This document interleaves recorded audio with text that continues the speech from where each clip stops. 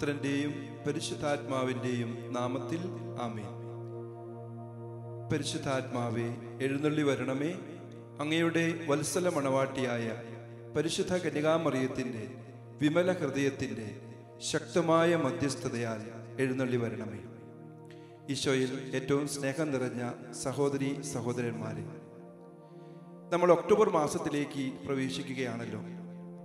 31 ദിവസങ്ങൾ പരിശുദ്ധ അമ്മയോടൊപ്പം നമ്മൾ ജപമാല ചൊല്ലിക്കൊണ്ട് ഈശോയുടെ രക്ഷാകര രഹസ്യങ്ങളെക്കുറിച്ച് ധ്യാനിക്കുന്ന ദിനങ്ങൾ സഭ നമുക്ക് സമ്മാനിക്കുകയാണ്. പ്രിയമുള്ളവരെ, ഈ ദിവസങ്ങളിൽ നമ്മൾ ആഴമായിട്ട് പരിശുദ്ധ അമ്മയോട് ഐക്യപ്പെട്ട് പരിശുദ്ധ അമ്മയുടെ സ്കൂളിൽ ഇരുന്നു കൊണ്ട് ഈശോയെ ആഴത്തിൽ അറിയാൻ പരിശ്രമിക്കുന്നു. അതോടൊപ്പം നമ്മുടെ ജീവിതത്തിൻ്റെ ഓരോരോ പ്രശ്നങ്ങളിലൂടെ കടന്നുപോയിക്കൊണ്ടിരിക്കുന്ന നമ്മൾ അതിനെ എങ്ങനെ ദൈവത്തിൻ്റെ കൃപയിൽ ആശ്രയിച്ചുകൊണ്ട് നേരിടാമെന്നും, നമ്മൾ ഇന്ന് ജീവിക്കുന്ന ഈ കാലഘട്ടത്തിൽ അതും തിന്മ വളരെയേറെ ശക്തമായി മനുഷ്യ ജീവിതത്തെ സ്വാധീനിക്കുന്ന, പ്രത്യേകിച്ചും യുവജനങ്ങളെ ഒക്കെ സ്വാധീനിക്കുന്ന ഒരു കാലഘട്ടമാണ്. ഇവിടെ പണ്ടത്തെ കാലത്ത് നമ്മുടെ മാതാപിതാക്കന്മാര് പരിശുദ്ധ അമ്മയോട് ചേർന്ന് പ്രാർത്ഥിച്ചതിൻ്റെ വെളിച്ചത്തിൽ നമ്മുടെ കുടുംബങ്ങള്, നമ്മുടെ മക്കള് ഒരുപാട് ദൈവകൃപയില് സംരക്ഷണത്തില് മുന്നോട്ട് പോയി. പ്രിയമുള്ളവരെ, ഈ 31 ദിവസങ്ങൾ നമുക്ക് പരിശുദ്ധ അമ്മയോട് ചേർന്ന് യാത്ര ചെയ്യാം. ജപമാല ഇത് നമ്മൾ ആവർത്തിച്ചു ചൊല്ലുന്ന ഒരു പ്രാർത്ഥന മാത്രമല്ല. ഈ ജപമാലയുടെ ചരിത്രത്തെക്കുറിച്ച് നമ്മൾ പഠിക്കുമ്പോൾ 1571 ലെപ്പാൻഡോയിൽ നടന്ന ഒരു യുദ്ധത്തെക്കുറിച്ച് നമ്മൾ ചരിത്രത്തിൽ വായിക്കുന്നുണ്ട്. പിയൂസ് 5 മാർപ്പാപ്പയുടെ കാലഘട്ടത്തിൽ വളരെ എണ്ണത്തിൽ കുറഞ്ഞ ഈ ക്രൈസ്തവ കപ്പൽപ്പട വളരെ അത്ഭുതകരമായിട്ട് പരിശുദ്ധ അമ്മയുടെ ഇടപെടലിലൂടെ ആ യുദ്ധത്തിൽ വലിയ വിജയം വരിച്ചു. അതിൻ്റെ ഓർമ്മ ആചരിച്ചുകൊണ്ടാണ് പ്രത്യേകിച്ചും ഒക്ടോബർ മാസം പരിശുദ്ധ അമ്മയോടുള്ള ഭക്തിയിൽ ജപമാല ചൊല്ലി പ്രാർത്ഥിക്കാൻ മാർപ്പാപ്പ ആവശ്യപ്പെട്ടതും ജപമാല രാജ്ഞിയുടെ തിരുനാള് സഭയിൽ നിലവിൽ വന്നതും. പ്രിയമുള്ളവരെ, വിശുദ്ധ ജോൺ പോൾ II മാർപ്പാപ്പ പറയുന്നുണ്ട്, ഈ ജപമാല എന്നത് നമ്മൾ ആവർത്തിച്ചു ചൊല്ലുന്ന ഒരു പ്രാർത്ഥന മാത്രമല്ല, അത് ഈശോയുടെ രക്ഷാകര രഹസ്യങ്ങളെ, അവിടുത്തെ മനുഷ്യാവതാരത്തെയും അവിടുത്തെ പരസ്യ ജീവിതത്തെയും അതുപോലെ പീഡാസഹനത്തെയും കുരിശുമരണവും അതുപോലെ ഉത്ഥാനത്തെയും ഒക്കെ ആഴമായിട്ട് ധ്യാനിക്കുന്ന സുവിശേഷത്തിന്റെ സംഗ്രഹമാണ് ജപമാലയെന്ന്. പരിശുദ്ധ അമ്മ 1917 ഫാത്തിമയിൽ പ്രത്യക്ഷപ്പെട്ടുകൊണ്ട് 3 കുഞ്ഞുങ്ങൾക്ക്, ലൂസി, ജസീന്ത, ഫ്രാൻസിസ് എന്ന കുഞ്ഞുങ്ങൾക്ക് പ്രത്യക്ഷപ്പെട്ടുകൊണ്ട് ഇപ്രകാരം പറഞ്ഞു: നിങ്ങൾ 3 കാര്യങ്ങൾ ചെയ്യണം. 1, നിങ്ങൾ പ്രാർത്ഥിക്കണം. 2, നിങ്ങൾ പശ്ചാത്തപിക്കണം.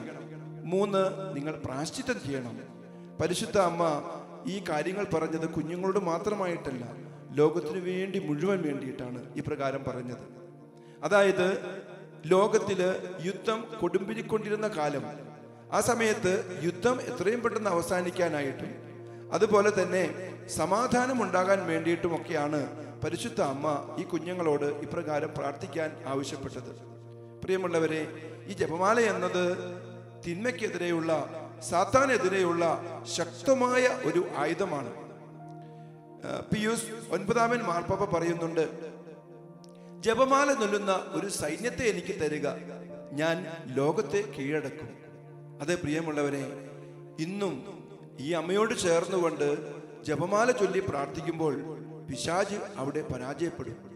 ക്രൈസ്തവ മക്കൾ ഈ അമ്മയുടെ പ്രത്യേക സംരക്ഷണത്തില് ഈ ലോകത്തിൽ ഈശോയ്ക്ക് സാക്ഷികളായിട്ട് ജീവിക്കാനും തിന്മയെ ചെറുത്തു നിൽക്കാനുമുള്ള വലിയ ശക്തി അതിലൂടെ അവർ സ്വന്തമാക്കും. നമുക്കെല്ലാവർക്കും ഈ ജപമാല മാസത്തിലേക്ക്, ഒക്ടോബർ മാസത്തിലേക്ക് കടക്കുമ്പോൾ താല്പര്യത്തോടുകൂടെ, ഭക്തിയോടുകൂടെ ഈ അമ്മയുടെ പക്കൽ അണയാം. അമ്മയോട് ചേർന്നുകൊണ്ട് കുടുംബം ഒന്നിച്ച്, മാതാപിതാക്കന്മാരും യുവജനങ്ങളും മക്കളും എല്ലാവരും ഒന്നിച്ച് ജപമാല ചൊല്ലി പ്രാർത്ഥിക്കണം. ഇന്ന് ഈ ദിവസങ്ങളിൽ ലിയോ 14 മാർപ്പാപ്പ ആവശ്യപ്പെടുകയുണ്ടായി, നിങ്ങൾ കുടുംബത്ത് എല്ലാ ദിവസവും ജപമാല ചൊല്ലണം. പ്രത്യേകിച്ചും ഇന്നും യുദ്ധം കൊടുമ്പിരിക്കൊണ്ടിരിക്കുന്ന കാലഘട്ടമാണ്. നമ്മുടെ ലോകത്തിൽ ഒരുപാട് യുദ്ധത്തിൻ്റെ അസ്വസ്ഥതകൾ നമ്മൾ പേറുന്നവരാണ്. അതുകൊണ്ട് തന്നെയാണ് മാർപ്പാപ്പ ആവശ്യപ്പെട്ടിരിക്കുന്നത് എല്ലാ ദിവസവും, പ്രത്യേകിച്ചും ഈ ഒക്ടോബർ മാസത്തിൽ കുടുംബങ്ങളിൽ ജപമാല ചൊല്ലി പ്രാർത്ഥിക്കണമെന്ന്. നമുക്ക് പ്രിയമുള്ളവരെ, ഈ മാർപ്പാപ്പയുടെ ആഹ്വാനത്തെ പ്രത്യേകമായിട്ട് സ്വീകരിക്കാം.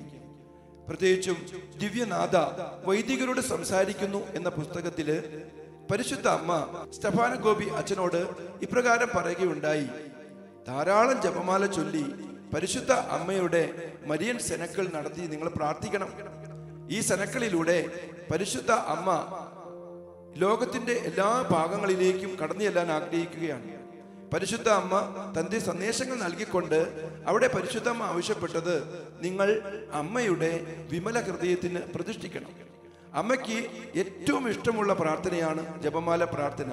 കാരണം ഈ പ്രാർത്ഥന ഒരു സ്നേഹത്തിന്റെ കണ്ണിയാണ്. ഈ പ്രാർത്ഥന ഒരു ശക്തമായ ഒരു ചങ്ങലയാണ്. ഈ ചങ്ങല കൊണ്ടാണ് പരിശുദ്ധ അമ്മ പിശാചിനെ ബന്ധിക്കാനായിട്ട് ആഗ്രഹിക്കുന്നത്. ഈ ലോകത്തിലെ നമ്മുടെ ജീവിതം എന്നത് ഒരു സമരമാണ് എന്നും ഈ സമരത്തിൽ നമ്മുടെ സമരനായികയായിട്ടുള്ളത് പരിശുദ്ധ അമ്മയാണെന്നും ഈ അമ്മയുടെ പുറകിൽ നമ്മളെല്ലാവരും അണിചേർന്നുകൊണ്ട് മുന്നോട്ട് പോകണമെന്നും മാമോദീസായിൽ നമുക്ക് നൽകപ്പെട്ട സ്വർഗീയ പരിശുദ്ധി നഷ്ടപ്പെട്ടു പോകാതെ കൃപയുടെ നിറവിൽ ജീവിക്കാൻ, ഈശോ നമുക്ക് തന്ന ദൈവിക ഛായ നഷ്ടപ്പെട്ടു പോകാതെ ജീവിക്കാനും നമുക്ക് സാധിക്കണം. പ്രിയമുള്ളവരെ, അതിനാൽ ഈ 31 ദിവസങ്ങൾ നമുക്ക് ആത്മാർത്ഥമായിട്ട് പ്രാർത്ഥിക്കാം.